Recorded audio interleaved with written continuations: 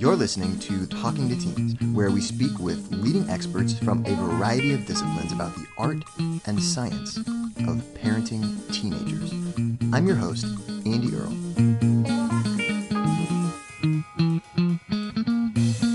Hey, we're here today with Thibaut Meurisse talking about his book, Master Your Emotions, a practical guide to overcome negativity and better manage your feelings. Parenting a teenager involves a lot of emotions. Moodiness and emotionality are one of the main things that parents complain about with teenagers, but we can also get pretty emotional as parents too. Teenagers seem to be experts at pushing our buttons. If we want to be effective, we need to learn how to manage our emotions. It's also really helpful to have some tools to be able to help our teenagers master their own emotions as well. Thibaut is an author, coach, and founder of whatispersonaldevelopment.org.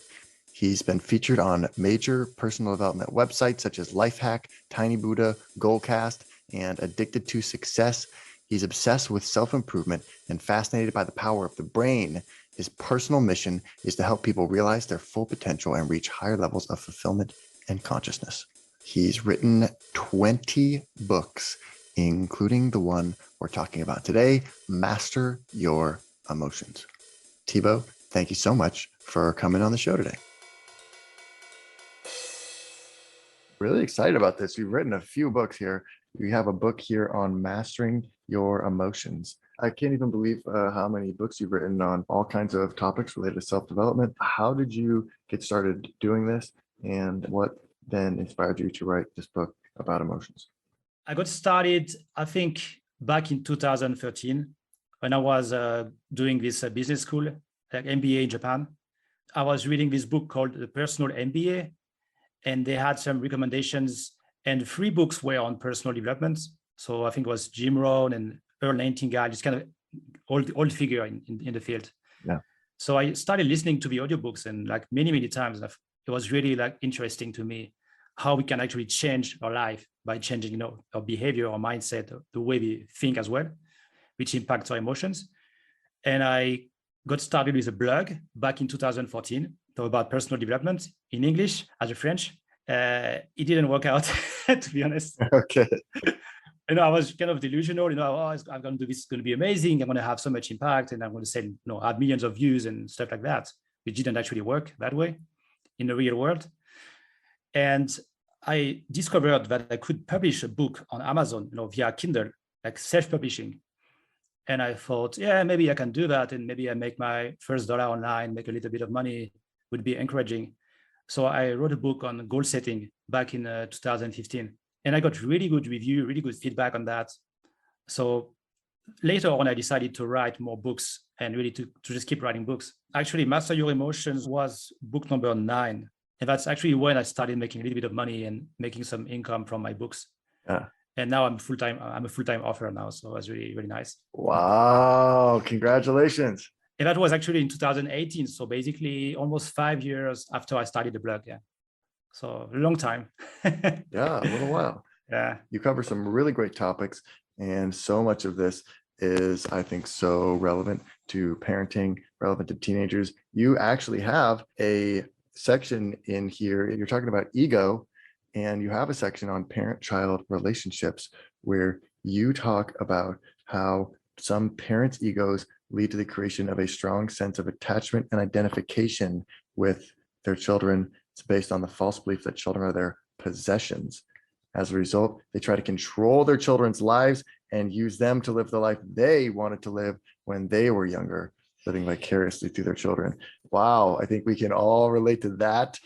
Can you talk to me a little more about that? Yeah, I know you would mention that.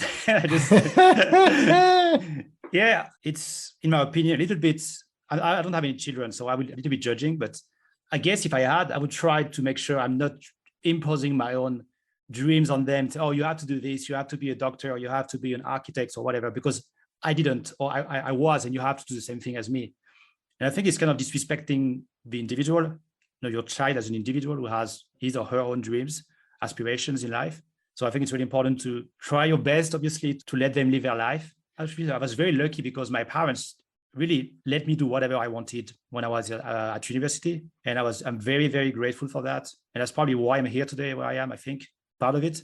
When I said to my mother, I want to study English or Japanese, they say, oh, no problem, study Japanese. When I say I'm going to go to Japan, they say, yes, go to Japan for sure. So I keep doing this stuff, and I did business school. I wrote many books, and I would consider myself as pretty happy and pretty successful now. So I'm very grateful for that. But they never told me, you cannot do that. Don't do this. You have to be whatever, a doctor or something. Never happened. You say that's related to ego. Talk to me about that. What does that mean? You have your own idea or identity of how you want your life to be, or life to be in general, and you project that onto your child or children, right? Say, oh, this is how life is. Yeah. This is how I want life to be. So you do this to be aligned with what I think about life and how it's supposed to be. It's a question of like, are we individuals? Or are we like a collective? I think, because this apply to countries like in Europe, in the US, but maybe, in Asia, I think they would have a different way of thinking about children versus parents. Maybe like the children has to do typical things like you have to be a doctor or whatever. You have to succeed as a child. Yeah. So maybe there's something cultural about it, I think, as well. In my opinion, we should let the individual be, let them choose their life, what they want to do in their life. How do we do that? That sounds so hard. Because we just want to just help them do the right thing. It's hard to tell when we're doing that based on our own ego. Yeah, I don't think it's easy. I think it's like ideal. Yeah. Because a lot of stuff in the book are like a framework to think about emotions in life. And it doesn't mean like you're going to have perfect emotions and be happy all the time. It's more like, sure, yeah, like how to think about it and what you can do in your life to move into that direction the best you can. Yeah. But yeah, it's obviously it's tricky. Okay, you say that each time you lock onto a thought or hold onto an emotion, you suffer. What do you mean by that? I mean, let's say like you're at work and your boss yells at you, say, or something bad. Yeah. And you can choose to, okay, maybe I made a mistake, or maybe the boss had a bad day, and that's okay, and you forget about it. But you can think about it, on your way back home on your train. Oh, maybe I'm not good enough. Maybe I did a mistake. I'm so bad. I'm so stupid. Why did I do that? And you keep thinking about it over and over again for a day or for a week. And people do that sometimes for like decades, like they kind of hold resentment on something that is kind of irrelevant for like decades. And for me, it's like ridiculous. Like, move on. So what I mean by, looking, focusing on something so much that it becomes a problem and creates suffering in your life, instead of saying, okay, yeah, I made a mistake, or maybe I was wrong, and that's okay. And try to move on, try to not give it too much energy to your emotions or to your thought. Yeah. What makes up strong emotion? You have this kind of like 3-part thing. You got interpretation plus identification plus repetition. How are those the ingredients of strong emotion? So the first, like you have something happening to you in the world or in your mind as well. It can be in your mind. And then you interpret it. Okay, it's raining today. I wanted to go on a picnic and I'm upset about it. Okay, so you interpret it as a bad thing, but it's raining. And then you keep thinking about it. No, you identify with it, second step. So, it's raining, I feel bad about it. You have some emotions about it. And you keep thinking about it. Again, identification, repetition. Oh, it's raining. I wanted to go on a picnic. It's so bad. I'm so unhappy. I was looking forward to this situation, to this event for a long time. And you repeat that again and again. It becomes like this kind of huge emotion in this case, I would say, not a big deal, right? But it works for anything. It's just a process. Like you have something happening to you, you give it a meaning, bad or good. Then you identify, I feel a certain way about this meaning I gave to this event. And then I think about it again and again during the day in my mind, or I talked about it. I make it a big thing in my life and become a strong emotion. So let's go back to the example of the boss, yelling at you, right? Yeah. You think about it back on your way home in a train, you talk to it with your partner or whatever, your friends, and you're like, oh, this happens to me. I'm so stupid. I feel bad about myself. What if I get fired? And whatever, it can even escalate to ridiculous things sometimes. So that's a process I think of. I explain in the book about how do you create a strong emotion, bad or good. But then there's a lot of factors that go into that, because then you're also talking about labeling emotions, and even something simple like we say things like I'm angry, I'm sad, I'm depressed. Yep. You point out that like identifying yourself as being the emotion, and maybe kind of changing your language a little bit would be helpful. It would be more accurate to say I feel sad, or I experience a feeling of sadness. Why is that? That's the second step, identification. So if you say I am, no, I am is very powerful words, you know. You say I am sad. It's very powerful. You give yourself the identity of sad, you know. I am sad, it's who I am. It's not, it just doesn't make sense. Because you cannot be sad. I say in the book, like who you are, the essence of who you are cannot be sad, you know. You're not sad all the time in your life, you know. If you look in the past, if you look in, maybe you watch a movie and you're laughing and you're so happy for a while, even 5 minutes, and then you get back to being depressed. But that's just an example that you cannot be sad. It's not who you are. It doesn't make sense. So if you say instead, okay, I feel a little bit, maybe sad or depressed right now, it's okay. If you talk to yourself that way, just change the thing. You have give less power to that emotion, or like to the event, or the meaning you give to the event. It has less power. So that's what I mean by, I am. It's very powerful, both in the good way and bad way, if you use it, in a negative way. Yeah. And so what do you think you would recommend when we hear our teenagers saying things like that? They're like, oh, I'm so devastated. My life is over. The most terrible thing happened to me today. So instead of using I am, you say, use like, okay, describe it. How do you feel actually about it? How do you feel? And say, okay, this is how you feel right now. Last week you felt happy, right? Or so make them realize it's not something that is set in stone forever. Because when we're in a bad mood, we tend to believe that the emotion is going to stay forever. I will never get out of this depression. And it's so powerful. It's very hard to get out of that. So the more aware we are of that, or we understand that, we practice, the more power we have over our emotions to not get them, control our life. And even in my own life, I can see, okay, I feel a little bit sad right now. I feel, I feel sad. I think, okay, it's okay. And I notice that, and I take action to make sure I'm not getting into this really dark place. So I kind of have tools to help, what I mentioned in the book, to help me do that. And I think once you know that, you understand that, you can really help you prevent going dark, going in depression, maybe, in many cases. I think it's very important to understand that. Yeah, it's like an easy little sort of like a way to catch yourself. You find yourself thinking just like, oh, I'm so mad at my teenager. Yeah. Maybe you can kind of just check yourself, or you're rephrase that to yourself and say, well, no, I feel angry. And that's okay, I like that's okay. I think, I would say that to myself, oh, okay.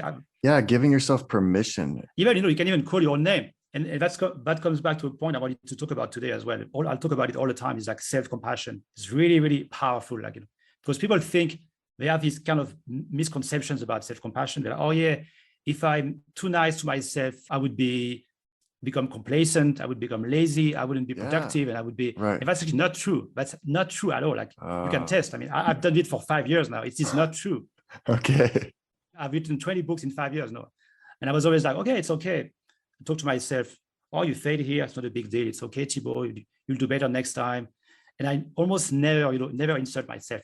I try not to disrespect myself. I wouldn't say I'm stupid. I've stopped saying that years ago. I say, oh, it's okay, made a mistake, no big deal. And that's really make a difference. It's very not that hard to implement, in your life. You have to be aware a little bit, but okay, you practice changing your self-talk. Oh, I feel sad, but it's okay. I feel better tomorrow, maybe. These kind of small words that you tell yourself are very important. Yeah, because also I think then we sort of get frustrated with ourselves for being angry. Like, I shouldn't feel mad at my kid. Like, I'm a bad parent. Like, why do I feel like this? I need to stop feeling that way. And you escalate, like you angry at yourself for being angry. It's like, doesn't make sense. It's like, okay, I'm angry. It's okay. It happens. I'm angry. Very powerful. And also, like, if you can use self-compassion in your life, like anything, which, I mean, even in terms of productivity or happiness, you will be more productive. It sounds very like counterintuitive, but if you're actually nice to yourself, loving, caring, you encourage yourself every time as much as you can, like a coach. You don't want someone, hire a coach to yell at you all the time. I think it's not really good. But if you say to yourself, oh, I can do better next time, I'll do better, that's okay.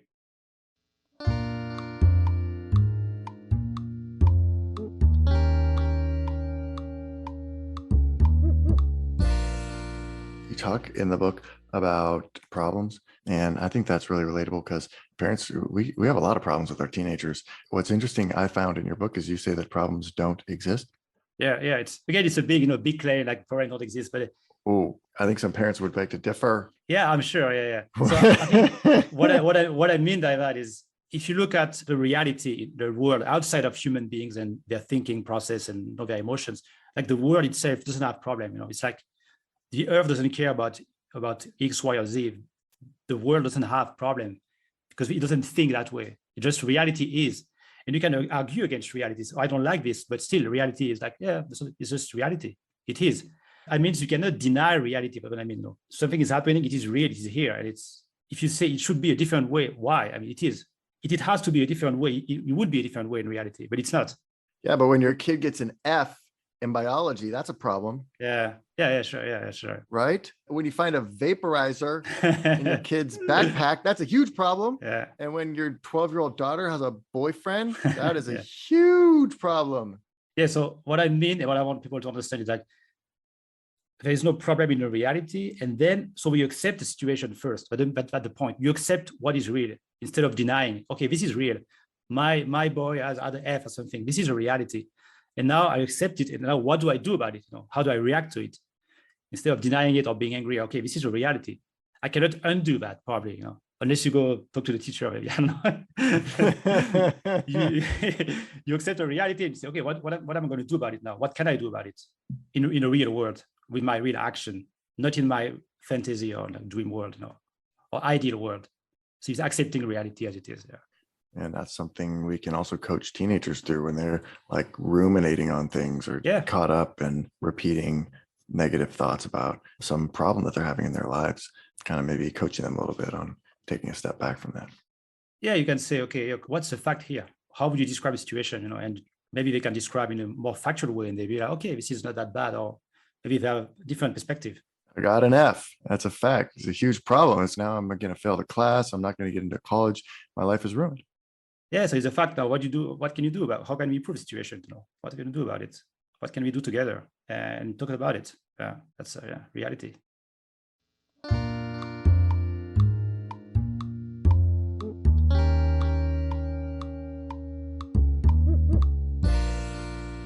So what do you think is so important about recording your emotions? You have a whole chapter on this. You say, I invite you to record your emotions for an entire week. One of the best ways to really improve your emotional state is to have more self-awareness. I mean, self-awareness is everything in life. Like emotions, success, everything. You have to be self-aware. Yeah. You have to know yourself and how you feel and how you act and why you act that way, why you feel that way, and all this stuff. That's very important. So that's part of it. You record your emotions. How did I feel today? Okay, I feel that way. Why did I feel that way? What happens? What are the facts? And again, what are the facts? I submit a report at work and my boss yelled at me. That's a fact. There's no emotions. Okay, how did I react? Or I feel depressed or angry or stuff like that. So really, and when you do that, it's train your mind to reframe the way you perceive emotions, and also to be aware of more and more emotions in your life. And the more self-aware you are, the more power you have to change your inner self-talk and to shift for, okay, take a step back on that emotion. Okay, I feel a little bit sad. That's okay. Because we want to create space between the emotion and the time between the emotion and how you act, because most people do not have that space. Yeah. So they are angry, they yell, it's like automatic reply. Yeah. You need to have time. You need to be able to have space, even if it's 1 second, 2 seconds, or less, just have time to have a chance to change your behavior and your talk as well, and how you react. That's why recording emotions give you self-awareness, and it will help you later in many situations. I love that. So walk me through that. I'm just going to carry around like a little notebook or something and write down every emotion I feel.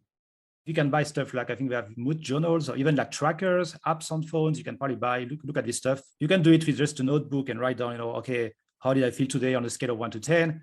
What happens? If you feel bad, what happens? Exactly. What are the facts? How did I react?